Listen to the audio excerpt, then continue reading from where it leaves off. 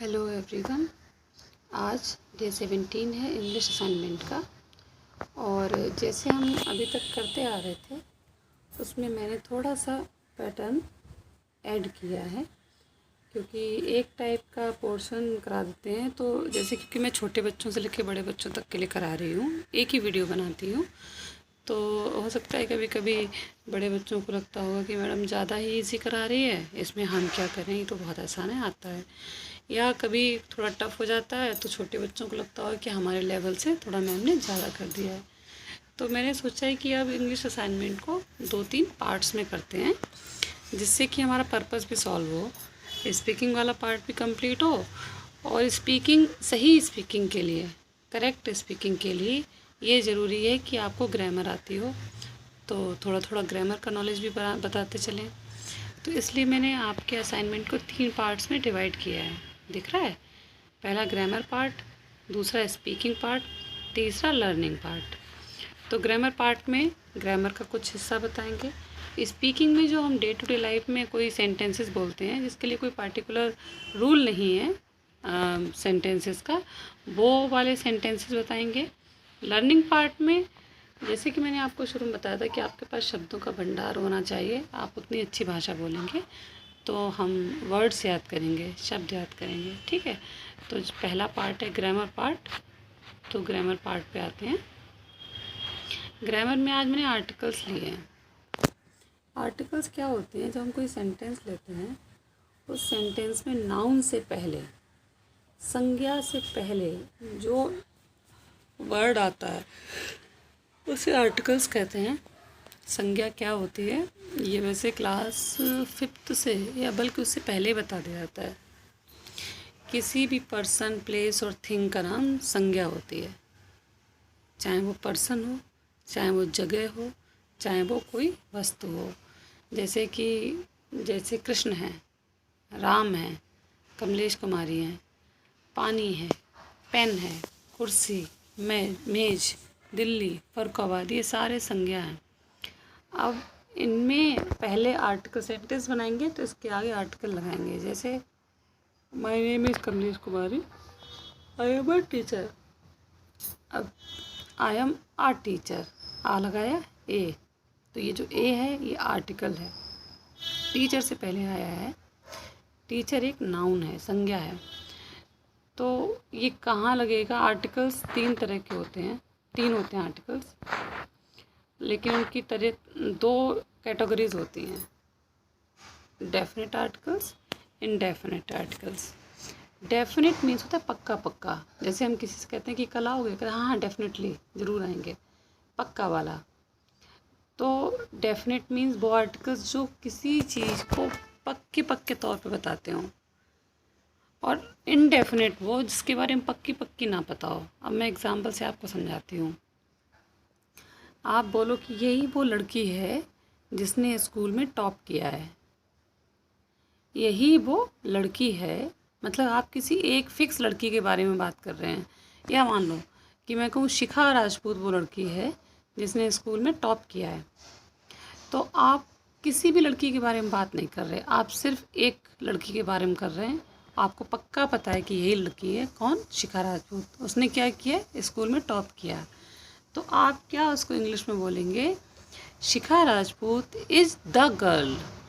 The Shikha Rajput is the girl. अब ऐसे शिखा राजपूत एक है तो आप कहोगे शिखा राजपूत तो सिंगुलर है, आ आना चाहिए, ए आना चाहिए, लेकिन आपने द लगाया है। तो मैं वही बता रही हूँ कि शिखा राजपूत एक लड़की है, लेकिन हमें पक्की पता है यही वो लड़की है, इसी लड़की के बारे में बात कर रहे हैं। तो जहाँ पक्का पता हो कि इसी लड़की के, इसी चीज़ के बारे में, इसी जगह के बारे में बात कर रहे हैं, वहाँ पे द लगाते हैं। तो शिखा राजपूत ही वह लड़की है जिसने स्कूल में टॉप किया है। तो इंग्लिश बनेगी Shikha Rajput is the girl, who has topped the school, who has top किया है, टॉप्ड द स्कूल। तो Shikha Rajput is the girl, Shikha Rajput ही वह लड़की है, पक्का यही लड़की है।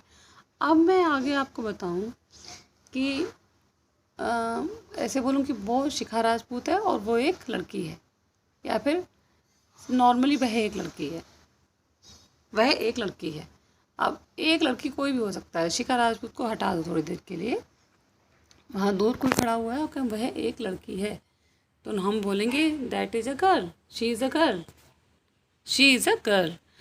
तो वह एक लड़की कोई भी हो सकती है, हम सिर्फ उसके बारे में बात नहीं कर रहे, कोई भी हो सकती है, ठीक है। तो जब एक पक्के इंसान, पक्की जगह, पक्की चीज़ के बारे में बात होती है, यही वो चीज़ है, यही वो लड़की है, यही वो जगह है, तब दा, और बाकी जगह ए या फिर एन यूज़ होता है।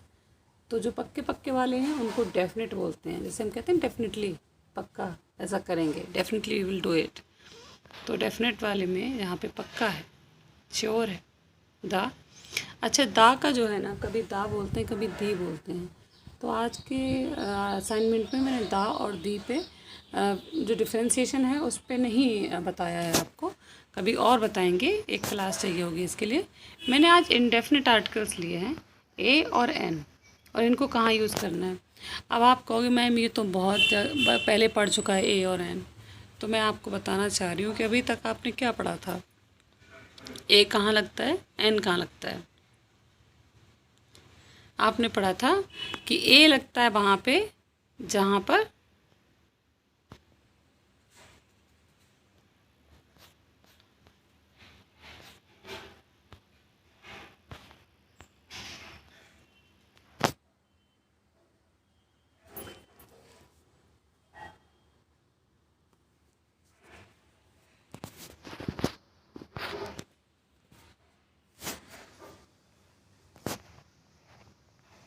ए लगता है, आपने पढ़ा था ए वहाँ लगता है जिस शब्द के शुरुआत कॉन्सोनेंट से हो। ए पढ़ा था, वॉल्स होते हैं ए, ई, आई, ओ, यू। तो उसके आगे अगर कोई शब्द की शुरुआत वॉवल से होती है, यानी ए, ई, आई, ओ, यू से होती है, तो ए एन लगाते हैं, एन लगाते हैं। और अगर बाकी जो बचते हैं, इंग्लिश अल्फ़ाबेट में 26 लेटर्स होते हैं, 5 वॉवल्स के बाद 21 कॉन्सोनेंट बचते हैं, उसमें ए लगाते हैं। लेकिन ये पूरी तरह से यूज़फुल नहीं होती इन्फॉर्मेशन, ये इन्फॉर्मेशन पूरी तरह से यूज़फुल नहीं है कि यहाँ पे ए लगाएं जहाँ पे कॉन्सोनेंट से स्टार्ट हो रहा है शब्द, और ए एन वहाँ लगाएं जहाँ पे वॉवल से स्टार्ट हो रहा है शब्द, नहीं। अब मैं आपको यहाँ पे इंटरेस्टिंग चीज़ ये बताती हूँ कि ए और ए एन वहाँ लगाते हैं जहाँ पे अगर वर्ड की जो प्रोनाउंसिएशन है, हम उसका ये नहीं देखेंगे पहला अल्फ़ाबेट कौन सा है, हम ये देखेंगे हम उसको बोल कैसे रहे हैं, हमारे मुंह से पहला शब्द जो निकल रहा है वो क्या निकल रहा है, पहली साउंड जो निकल रही है वो क्या निकल रही है। तो अगर तो अभी तक सोचो, आपने हमेशा ये पढ़ा होगा कि ए एन वहाँ लगाते हैं जो 5 इंग्लिश के जो 5 वॉवल्स हैं वहाँ उससे स्टार्ट हो रहा है, तो ए एन लगाते हैं। लेकिन आज आपको मैं एक्चुअल चीज़ बताती हूँ कि ए एन वहाँ लगाते हैं जहाँ पे जो हिंदी के व्यंजन हैं, हिंदी के जो व्यंजन है, आ से लेकर जो अंगहा के बाद आहा आता है ना, आहा खाली, वहाँ तक जो हिंदी के व्यंजन है, अगर इंग्लिश का कोई शब्द बोलते समय, ध्यान रखना लिखते नहीं, बोलने पे आपके मुंह से जो पहली आवाज़ है वो आ से लेके आहा तक निकलती है, व्यंजन निकलती है, सॉरी स्वर निकलती है, स्वर वॉवल्स को स्वर निकलती है, तो ए एन लगता है। ए, ई, आई, ओ, यू से मतलब नहीं है। मैं ए एन पे बात कर रही हूँ क्योंकि बचे हुए में तो ये लगता ही है, आपको ये समझ में आना चाहिए कि ए एन कहाँ लगता है। तो ए एन वहाँ नहीं लगता जो जहाँ ए, ई, आई, ओ, यू से स्टार्ट हो रहा हो शब्द, नहीं। ए एन वहाँ लगता है जहाँ पे शब्द का उच्चारण इस तरह से हो कि जो पहली आवाज़ मुंह से निकले वो हिंदी के जो स्वर हैं आ से लेके आहा तक, उसमें से कोई एक निकले। अब मैं एग्जांपल दिखाती हूँ तब आपको क्लियर होगा ए एन कहाँ पे लगाते हैं। देखो पहले तो ए दिया है पर लेकिन उससे पहले मैं आपको ए एन बताती हूँ। Use of a an. Pronunciation means होता है उच्चारण। आप उच्चारण करेंगे आ से आह तक, पहला मुंह से निकलेगा, तो यानी कि ए एन लगाएंगे। आप यहाँ देखो,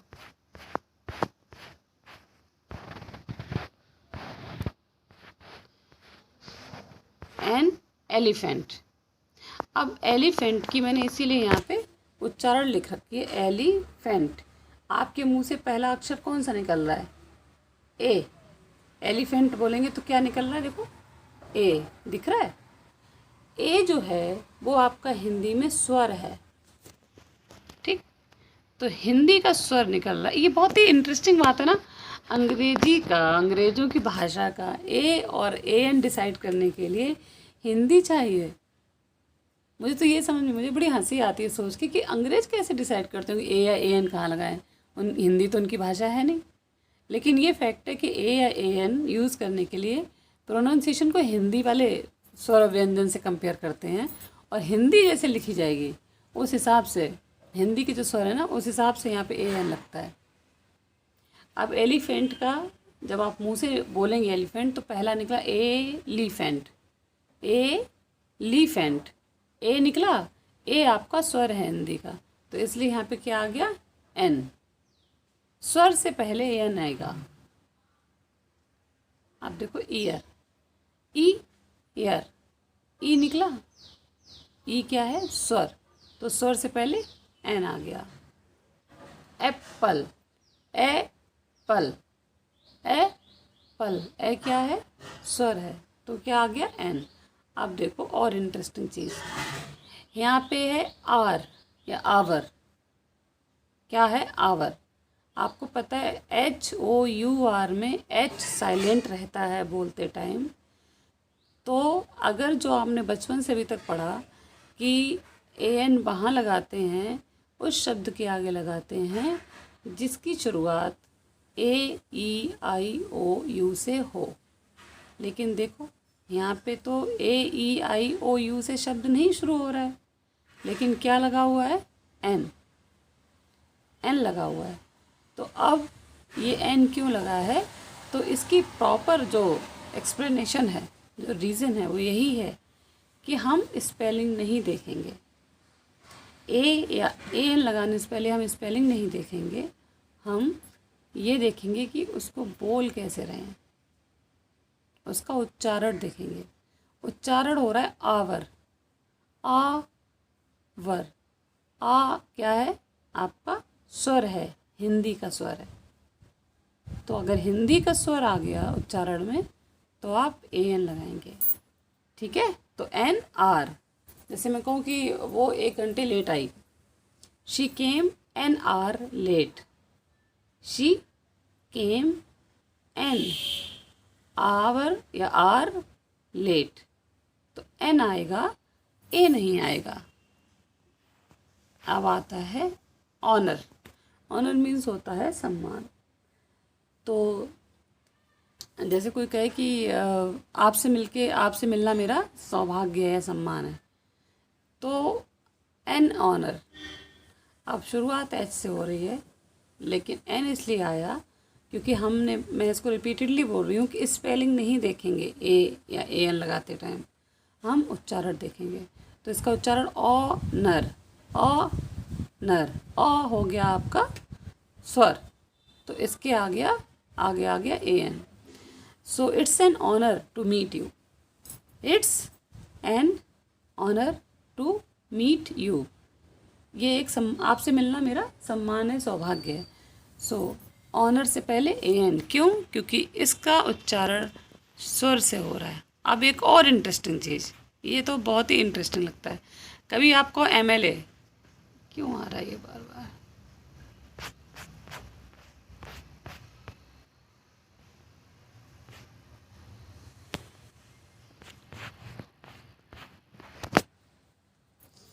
MLA बोलते हैं। MLA की फुल फॉर्म होती है member of legislative assembly, member of legislative assembly, लेकिन शॉर्ट में हम MLA बोलते हैं। तो इसके आगे जैसे मैं कहूँ कि सुनील दत्त, मिस्टर सुनील दत्त मिस्टर सुनील दत्त एक विधायक हैं, एक एमएलए हैं, तो इंग्लिश में बोलेंगे mister Sunil Dutt is an MLA. An MLA, a MLA नहीं बोलेंगे, आप कहोगे तो एम से स्टार्ट हो रहा है, तो आ नहीं, आप नहीं देखोगे कि एम से स्टार्ट हो रहा है, आप ये देखोगे कि बोलते टाइम, लिखते टाइम मुंह से पहला अक्षर क्या निकला है, एम एल ए में लिखा हुआ है, तो देखो ए से स्टार्ट हो रहा है, एम एम एम ए आया, तो ए की वजह से ए स्वर है, तो इसलिए आगे क्या आ गया, एन। एमएलए की हिंदी लिखी हुई है, तो सिर्फ पीछे वाला सब छुपा दो, सिर्फ पहला पहला अक्षर देखो, ए लिखा हुआ है हिंदी में, एम लिखा हुआ है, तो एम कैसे बनता है, एम, तो ए है स्वर, इसलिए एन आ गया। जैसे ऊपर ऑनर है, तो नर छुपा दो, नर छुपा दो, सिर्फ और रहने दो पहला अक्षर, औ, तो यानी कि स्वर है तो एन आएगा। ऐसी अवर में पीछे वर छुपा दो, और आ पहला आएगा और पहला स्वर है तो इसलिए एन आएगा। एप्पल में पीछे पल छुपा दो, आधा पा पल छुपा दो, तो पहले ए है तो एक स्वर है हिंदी का, तो एन आएगा। ऐसे इसमें एयर छुपा दो, या र, या रा छुपा दो, तो पहला अक्षर क्या है, ई, तो हिंदी का पहला अक्षर यानी कि उच्चारण का पहला अक्षर, तो इसलिए ई स्वर है तो एन आ गया। सो यहाँ पे आते हैं, तो हमेशा क्या आएगा, एन एमएलए। अब उसके आगे है एमपी। श्री मुकेश राजपूत जी एक सांसद हैं। Shri Mukesh Rajput ji is an MP. N क्यों, जो मैंने हिंदी में एमपी लिखा है उसको ध्यान से देखो, माँ और पी, माँ पी हटा दो, बचता क्या है, ए, तो ये स्वर है हिंदी का, इसलिए एन आया। अब एन क्लियर हो गया, तो इसके बाद मैं आपको ए पे ले चलती हूँ, क्योंकि जैसे मैंने आपको भी समझाया कि हम बोलने में देखेंगे, प्रोनाउंसिएशन में देखेंगे कि आपका स्वर आ रहा है हिंदी का या हिंदी का व्यंजन आ रहा है। तो स्वर आएगा अगर हिंदी का तो ए एन लगाएंगे, व्यंजन आएगा यानी का से ज्ञा से ज्ञा, का से लेकर ज्ञा तक, का कबूतर से ज्ञा ज्ञानी तक अगर आएगा तो हम ए लगाएंगे, तो हम ए लगाएंगे। एग्जाम्पल से समझो, बॉय है, कहाँ से स्टार्ट हो रहा है, बा से, पीछे वाला हटा दो, बॉय बा, पहला अक्षर देखो हिंदी का बा, यानी कि ए आएगा। होम है, हा से स्टार्ट हो रहा है, आ आएगा, ए आएगा। मैन, माँ से स्टार्ट हो रहा है तो ए आएगा। अब आता है इंटरेस्टिंग चीज़, आपको तो पता है मैन से पहले ए लगाते हैं, तो आप सबको पता है, बट और इंटरेस्टिंग देखो, यूनिवर्सिटी है, पहला यूनिवर्सिटी की स्पेलिंग में पहला अल्फ़ाबेट यू है, यूनिवर्सिटी की स्पेलिंग पहला अल्फ़ाबेट यू है, लेकिन क्या मैंने ए एन लगाया है, नहीं, क्योंकि मैं आपको बार बार मना कर रही हूँ, ए और ए एन के यूज़ में आप स्पेलिंग नहीं देखेंगे, आप हिंदी वाली उच्चारण देखेंगे, तो हम हिंदी वाली उच्चारण ही देखेंगे। तो क्या हिंदी की उच्चारण है, यू, पीछे के नी वर्सिटी को छुपा लो, पहला देखो यू, या जो है या यू, ये क्या है, या से स्टार्ट हो रहा है, तो यानी कि ये व्यंजन है, ठीक है, का से कबूतर से लेके ज्ञा से ज्ञानी तक है ये, तो इसलिए यू होते हुए भी, इंग्लिश का यू होते हुए भी आगे ए आएगा, क्योंकि इसके उच्चारण में हिंदी का या आ गया। सो आज से आप ए या ए एन का यूज़ करते टाइम ये भूल जाओ कि इंग्लिश का अक्षर है कौन सा। ए और ए एन का यूज़ करते टाइम हमेशा ये देखो कि हिंदी का कौन सा अक्षर आ रहा है। ऐसे देखो, यूनिट, यूनिट में निट हटा दो, आगे क्या है, या, और या है आपका व्यंजन, इसलिए आ यूनिट, ए यूनिट। अब एक और है, यूरोप के जो लोग होते हैं उनको यूरोपियन पर्सन बोलते हैं, ठीक है, तो यूरोपियन पर्सन, यूरोपियन जो लिखा हुआ है, रोपियन हटा दो, क्या बचता है, ए, या, सिर्फ पहला देखना है, सिर्फ पहला हिंदी का अक्षर देखना है, और ये इसके आगे आएगा ए, इसके आगे आएगा ए। क्यों आया, क्योंकि हम इसका उच्चारण देख रहे हैं, और आपको भी सिर्फ इसका उच्चारण ही देखना है, उच्चारण का पहला अक्षर देखना है, स्पेलिंग का पहला अक्षर नहीं देखना। फिर से, उच्चारण का पहला अक्षर देखना है, स्पेलिंग का पहला अक्षर नहीं देखना, और उसी के हिसाब से ए या ए एन लगाना है। उच्चारण अगर हिंदी का स्वर है तो आप ए एन लगाएंगे, उच्चारण अगर हिंदी का व्यंजन है तो ए लगाएंगे। तो ये ए और ए एन क्लियर हो गया। आप ऐसे बहुत सारे आपके आसपास जो भी हैं चीज़ें, जो भी, जैसे कुर्सी है, मेज है, ब्लैक बोर्ड है, टीचर है, पेन है, कॉपी है, घर में बर्तन है, बेड है, और खेलने वाली चीज़ें हैं, जो भी आपके घर में चीज़ें आप सारी लिख लो। हाँ, एक और चीज़ बताना रह गया है कि ए या ए एन हमेशा सिंगुलर के लिए यूज़ होता है, यानी कि एक वचन के लिए, बहुवचन के लिए नहीं यूज़ होता। तो आपके आसपास जितनी भी चीज़ें आपको एक वचन लगती हैं, आप सबकी स्पेलिंग लिखो। स्पेलिंग लिखने के बाद उनके उच्चारण लिखो। उच्चारण लिखने से आपको क्लियर हो जाएगा कि इसके आगे मैं ए लगाऊं या ए एन लगाऊं। तो कम से कम अपने आसपास की 20 चीज़ों के नाम लिखने हैं इंग्लिश में, स्पेलिंग भी लिखनी उनकी, उनके उच्चारण लिखने, और उसके आगे ए या ए एन लगाना है, और ये आपका होमवर्क रहेगा, यही कॉपी पे लिखना है। अब मैं थोड़ा आगे बढ़ती हूँ। मैंने आपको शुरू में बताया था कि 3 पार्ट में मैंने डिवाइड किया हुआ है। पहला ग्रामर वाला पोर्शन हो गया। अब मैं आपको थोड़ा सा स्पीकिंग वाला पोर्शन बता रही हूँ। स्पीकिंग वाले पोर्शन में डे टू डे लाइफ में छोटे छोटे सेंटेंसेस जो मैं सिखा रही हूँ शुरू से, वो डेली कंटिन्यू करेंगे, और ज़्यादा नहीं लाएंगे, कम लाएंगे कि आप डेली उनको लर्न कर पाएँ, बोल पाएँ। तो आज दिन भर आपको ये बोलना है, किसी न किसी बहाने से ये सेंटेंसेस बोलने हैं। जैसे हम कुछ से कहें कि चलो चलो वहाँ चलते हैं, वहाँ पे बहुत सारे ना बाग में चलते हैं, बहुत आम लगे हुए हैं, बहुत आम लगे हैं, मज़ा आएगा। तो दूसरा पूछता है पक्का पक्का वहाँ बहुत आम लगे हैं? तो जहाँ हम पूछें पक्का, सच बोल रहे हो, तुम्हें पक्का विश्वास है? तो उसको इंग्लिश में बोलेंगे आर यू श्योर? पक्का, सच्ची बात है, तुम्हें पक्का पक्का यकीन है? तो कहें आर यू श्योर? हाँ, तो इसको इंग्लिश में आर यू श्योर। जैसे कोई कहे कि हाँ चलो उस टीचर से ट्यूशन पढ़ते हैं और उससे पढ़ने के बाद तो पक्का 90% मार्क्स आएंगे। अगर हम इंग्लिश की बात करें कि इंग्लिश पढ़ते हैं, चलो कोई भी सर से ले लो, उनसे पढ़ते हैं, नाम मैं इसलिए नहीं ले रही किसी का, भाई पहले पूछ लूँ नाम लो या नहीं लो वीडियो में। तो कोई इंग्लिश सर हैं, उनसे कहेंगे हाँ एक बच्चा बोलता है चलो उनसे पढ़ते हैं, वो बहुत अच्छा पढ़ाते हैं, 90% मार्क्स आएंगे, चलो तुम भी पढ़ो चल के। तो दूसरा पूछेगा पक्का तुम्हें विश्वास है उनके पढ़ाने से 90% आ जाएंगे? तो इंग्लिश में कैसे बोलेगा? Are you sure? तुम्हें पक्का विश्वास है, पक्का यकीन है? अगला है डोंट से नो। जैसे कोई किसी से कुछ मांगने जाए कि यार मैं तुमसे वैसे तो कभी कुछ नहीं बोलता या कुछ नहीं मांगता, लेकिन आज मेरी बहुत ही इमरजेंसी है, मुझे ना कुछ तुमसे चाहिए, प्लीज़ ना मत कहना। अगर तुम ना बोलो तो मैं तुम्हें बात ना बताऊं, ना मांगूँ तुमसे, मेरी बात भी बेकार जाएगी। लेकिन अगर तुम ना कहो, वो मेरा काम कर दो, तो मैं आपको बात बताऊं, तो प्लीज़ ना मत कहना। तो इसको इंग्लिश में कहेंगे डोंट से नो, प्लीज़ मुझे ना नहीं कहना। अगला है कि मेरा डिसीजन है। जैसे कि नॉर्मली लोग आपको फैमिली में सब जगह बताते हैं ऐसा करो तो आप ये बन जाओगे, वैसा करो तो आप वो बन जाओगे, यूट्यूब पे वीडियो मत बनाओ, क्या ज़रूरत है, या फिर ये मत करो वो मत करो। तो कभी कभी हमें लगता है कि नहीं, हमें अपने लिए स्टैंड लेना पड़ेगा, तो हम क्या बोलेंगे, नहीं हम ऐसा काम करेंगे और ये मेरा डिसीजन है, ये मेरा अपना फ़ैसला है। तो अपने फ़ैसले को जब हम किसी के साथ बताते हैं प्रेशर के साथ, तो कहते हैं this is my decision. This आपको पता है, दिस का मीनिंग, इज़ का मीनिंग पता है, माई का भी मीनिंग पता है। डिसीजन मीन्स होता है फैसला। So this is my decision, मैंने ये फ़ैसला किया है या ये मेरा फ़ैसला है। अब कोई किसी को कहीं बुला रहा है तो कह रहा है कि आ जाओ यहाँ पे शांति से पढ़ाई करेंगे, वहाँ बहुत शोर है, चलो यहाँ बैठ के पढ़ाई करते हैं, यहाँ कोई नहीं है। तो इंग्लिश में बोलेंगे नो वन इज़ हेयर।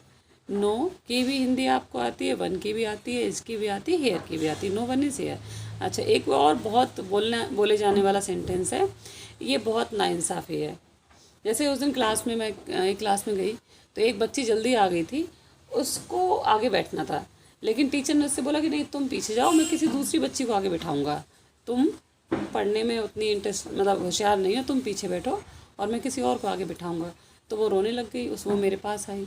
तो जब मैं क्लास में गई तो मुझे पता चला कि अच्छा बच्ची ये पहले आई थी क्लास में, लेकिन इसको पीछे बिठा दिया, तो ये तो गलत है ना, ये नाइंसाफ़ी है। तो मैं क्या बोलूँगी, this is unfair, this is unfair, ये गलत है। और जिसके साथ जो सही है, न्याय जो होना चाहिए वो होना चाहिए। तो जहाँ पे कुछ गलत हो, अन्याय हो, तो वहाँ पे हम बोलेंगे दिस इज़ अनफेयर। तो ये हो गए, मैंने शायद 5 सेंटेंसेस रखे हैं, ये आपको बोलने हैं, ठीक है। लिख लेना इनको और दिन भर बोलना, तो बोलने में आपके पार्ट, स्पीकिंग का पार्ट बनेंगे। अब उसी हिस्से में आपको थोड़ा सा याद भी करना है। आपका शब्दकोश बढ़ाने के लिए मैं कुछ चीज़ें डेली लर्न करने के लिए आपको दूंगी। उसमें है एक आस्क। आस्क मीन्स पूछना। पहले भी मैंने एक दिन आपको वर्ब पढ़ाई थी, क्रिया। उसमें मैंने क्या किया था, फर्स्ट फॉर्म, सेकेंड फॉर्म और थर्ड फॉर्म तीनों बताई थी। तो क्योंकि उस दिन एक ही काम दिया था तो मैंने तीनों बता दी। लेकिन आज मैं 3 पार्ट में बनाया है मैंने ये असाइनमेंट। ऊपर ग्रामर है, बीच में स्पीकिंग है, नीचे लर्निंग है। तो फिर लर्निंग में बहुत ज़्यादा नहीं दे सकती, ठीक है। तो मैंने इतनी दी है कि आप इजली कर पाओ। तो इसकी फर्स्ट फॉर्म दी है, ये भी क्रिया ही है। कोई भी काम करना क्रिया होता है, ये क्रिया ही है, लेकिन मैंने सिर्फ फर्स्ट फॉर्म दी है। अब किसी और दिन इसकी सेकेंड फॉर्म और थर्ड फॉर्म भी दे देंगे। तो अभी आप फर्स्ट फॉर्म लर्न करो। आस्क मीन्स पूछना, बाय मीन्स खरीदना, कैच मीन्स पकड़ना, कुक मीन्स पकाना, कट मीन्स काटना, ठीक है। ये आप वीडियो अगर इतनी जल्दी में ना समझ में आए, वीडियो रिपीट करके देख लेना और इनको लिख के लर्न करना, ठीक है।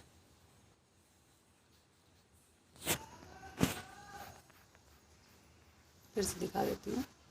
आस्क मीन्स पूछना, बाय मीन्स खरीदना, कैच मीन्स पकड़ना। ये सारे वर्ड्स आप बोलते हो, है ना, बट मैंने इसलिए दे दिए हैं कि कहीं किसी का कुछ छूट ना जाए, रिवीजन कर लो।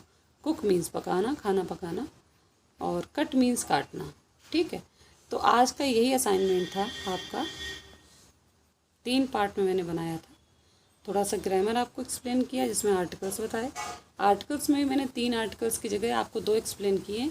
द या दी का मैं किसी और दिन बनाऊंगी। ए और एन बताया है। ए का यूज़ वहाँ होगा जिसके उच्चारण में हिंदी का व्यंजन आएगा। एन का यूज़ वहाँ होगा जिसके उच्चारण में हिंदी का स्वर आएगा। स्पीकिंग पार्ट में मैंने आपको 5 सेंटेंसेस बताए हैं, 5 डेली यूज़ में बोलने वाले। लर्निंग पार्ट में मैंने आपको 5 क्रियाएं लर्न करने के लिए बताई। तो ये असाइनमेंट बड़ा नहीं है, आप इसको करेंगे और इससे 2-3 चीज़ें साथ चलेंगी तो आप एक जैसी चीज़ से बोर नहीं होंगे, ठीक है। तो यही आज का असाइनमेंट है बच्चों। Thank you.